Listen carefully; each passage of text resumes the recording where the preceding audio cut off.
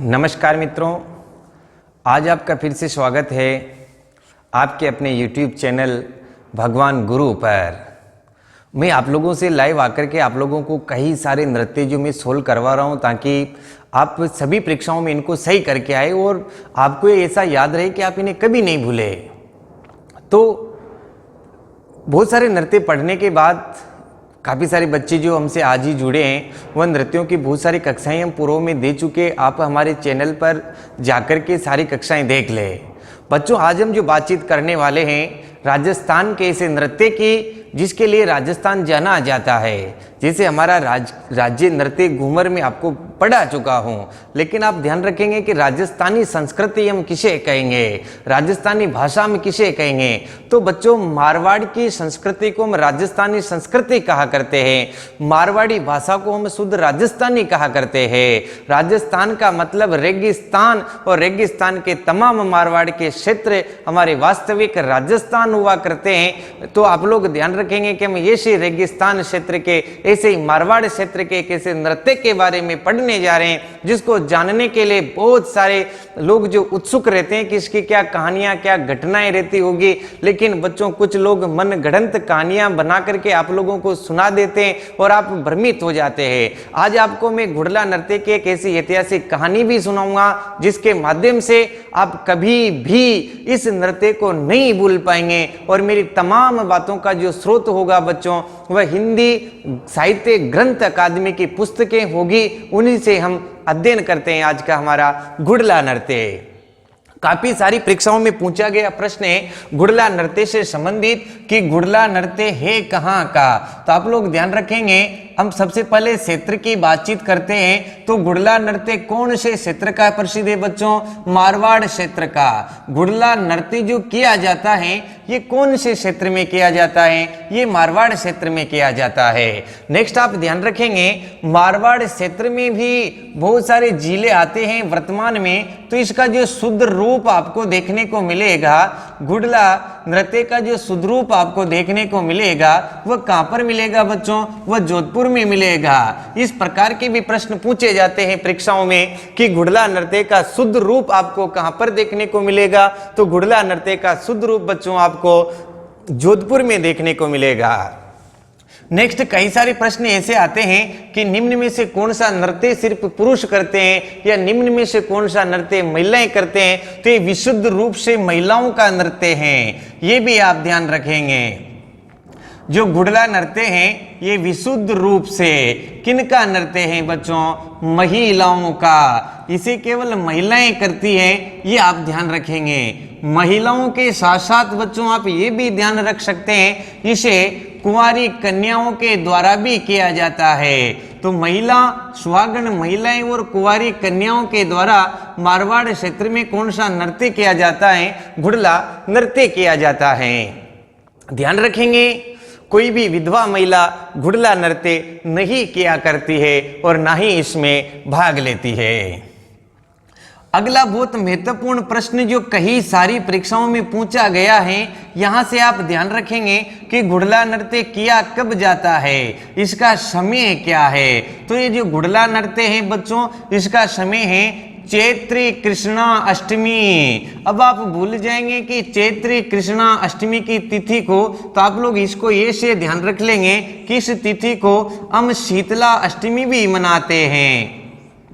शीतला अष्टमी। तो मारवाड़ क्षेत्र में शीतला अष्टमी के दिन, चैत्र कृष्णा अष्टमी के दिन कौन सा नृत्य किया जाता है? घुड़ला नृत्य किया जाता है, महिलाओं और कुंवारी कन्याओं के द्वारा किया जाता है। नेक्स्ट प्रश्न आप देखेंगे कि इसे किया कब जाता है बच्चों?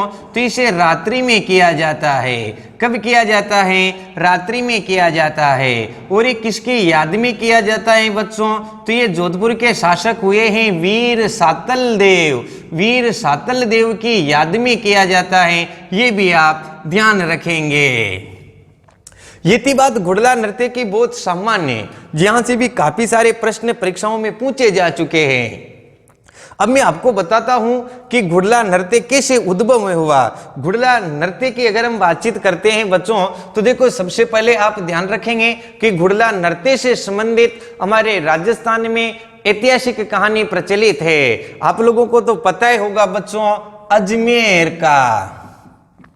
और अजमेर का एक सूबेदार था बच्चों जिसका नाम था मल्लू खां। और मल्लू खां का बच्चों ये एक सेनापति था और इस मल्लू खां के सेनापति का नाम था घुड़ले खां। ये भी आप ध्यान रखेंगे, मल्लू खां के सेनापति का नाम क्या था? घुड़ले खां। और इधर क्या होता है बच्चों कि मारवाड़ क्षेत्र के जो पिपाड़ क्षेत्र हैं, मारवाड़ में एक पिपाड़ क्षेत्र है, ये भी आप ध्यान रखेंगे। मारवाड़ में कौन सा क्षेत्र है? पिपाड़ क्षेत्र। आप लोगों से पूछा जा सकता है कि पिपाड़ क्षेत्र पड़ता कहां पर है, तो पिपाड़ क्षेत्र मारवाड़ में पड़ता है। लेकिन इसका भी एक गांव है बच्चों जिसका नाम है कोसाणा गांव। और एक कोसाणा गांव वर्तमान में है कहां पर?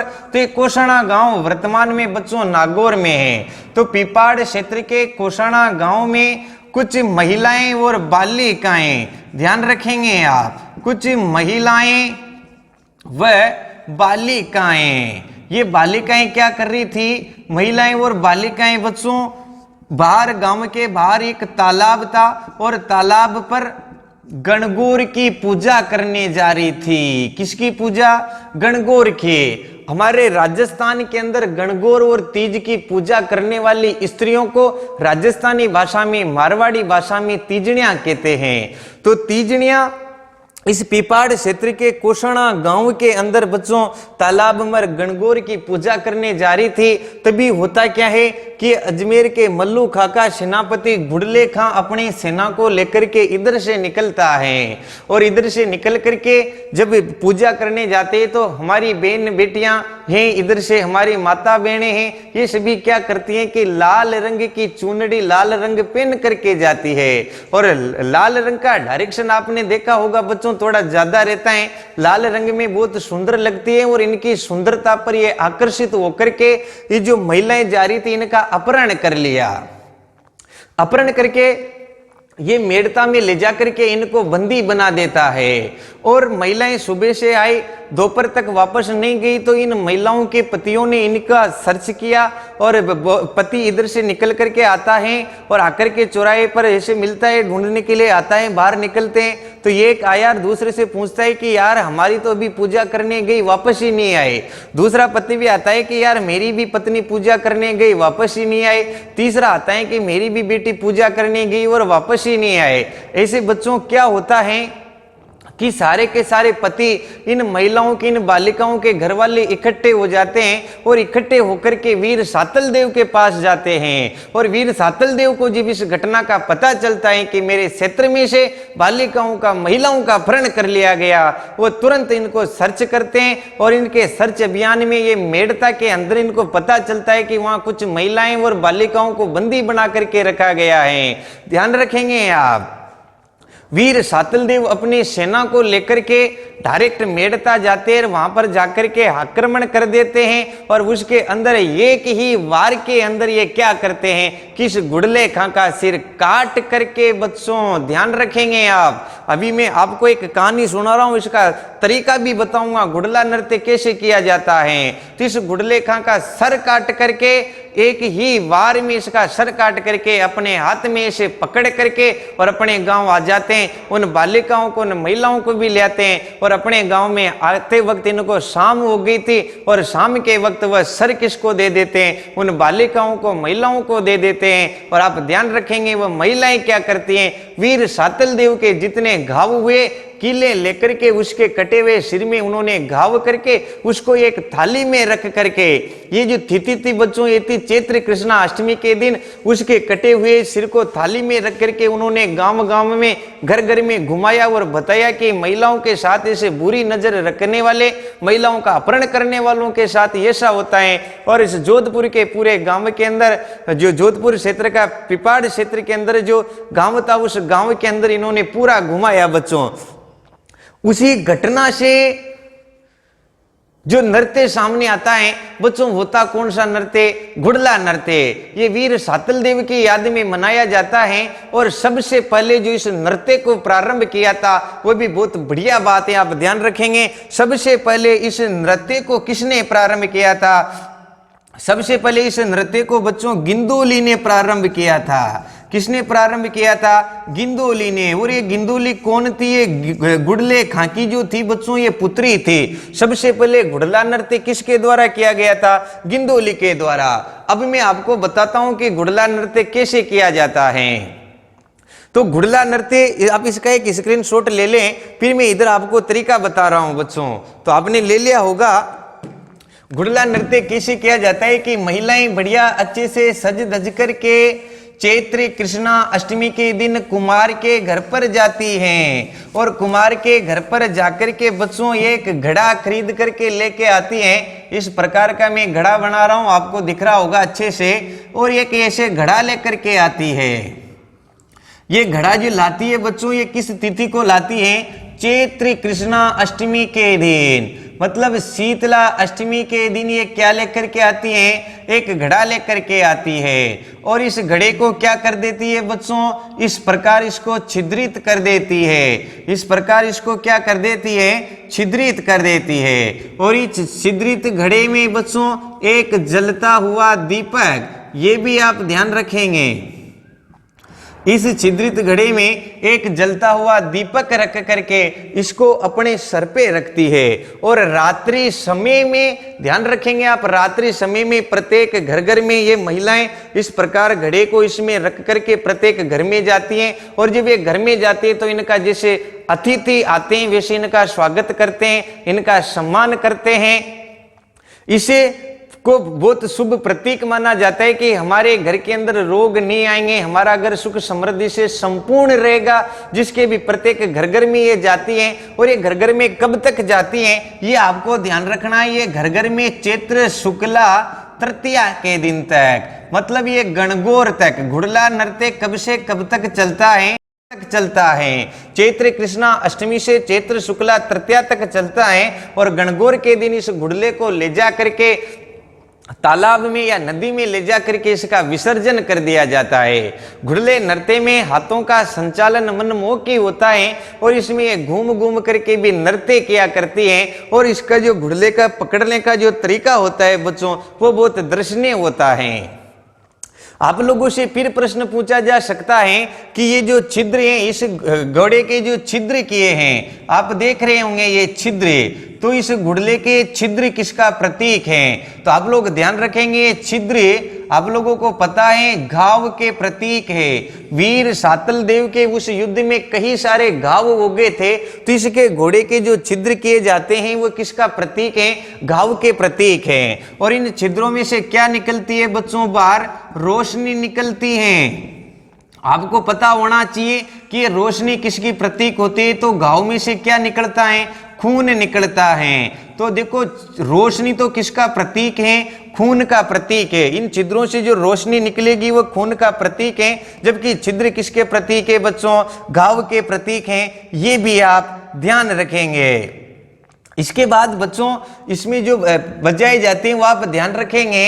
ढोलक, इसका जो प्रमुख वाद्य यंत्र है ढोलक। ढोलक के साथ बच्चों बांसुरी भी बजाई जाती है और बांसुरी के साथ इसमें चंग का भी प्रयोग किया जाता है, ये भी आप ध्यान रखेंगे। और ढोल भी बजाया जाता है। तो ढोलक, बांसुरी, चंग जो है ना, इसके प्रसिद्ध वाद्य यंत्र हैं। और इसका जो गीत ये घूमेला घूमेला मारा घुड़ला घूमेला, ये भी आप ध्यान रखेंगे इसके बोले। और ये रात में किया जाता है।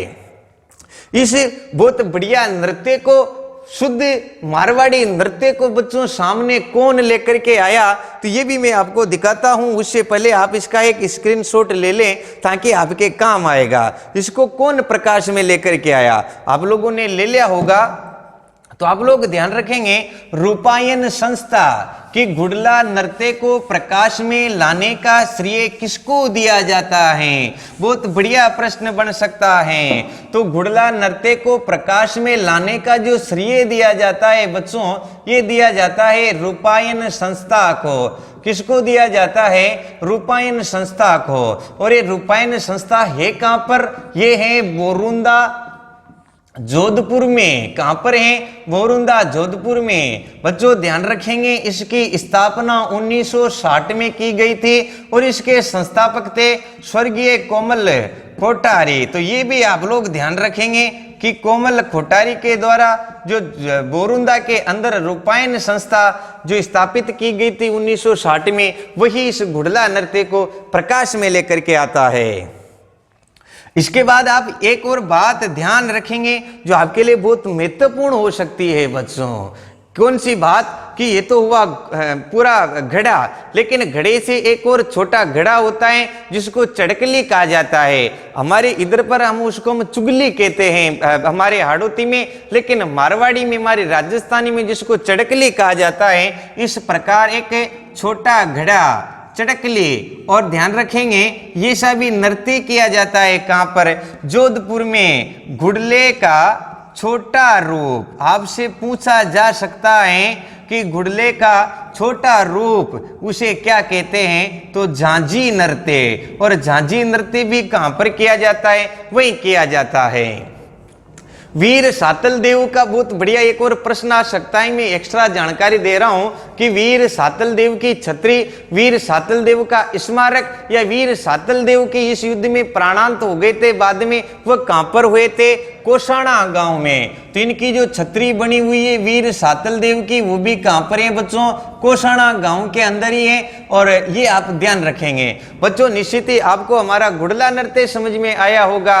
अगर आपको घुड़ला नृत्य समझ में आया हो तो आपको कैसा लगा मुझे कमेंट करके जरूर बताएं। साथ में आप ये भी ध्यान रखेंगे कि ऐसे नेक्स्ट अच्छे अच्छे नृत्य जानने के लिए, नृत्यों से संबंधित कहानियां जानने के लिए आप क्लास को लाइक कीजिए, चैनल को सब्सक्राइब कीजिए और अपने दोस्तों को भी शेयर कीजिए। बहुत बहुत धन्यवाद।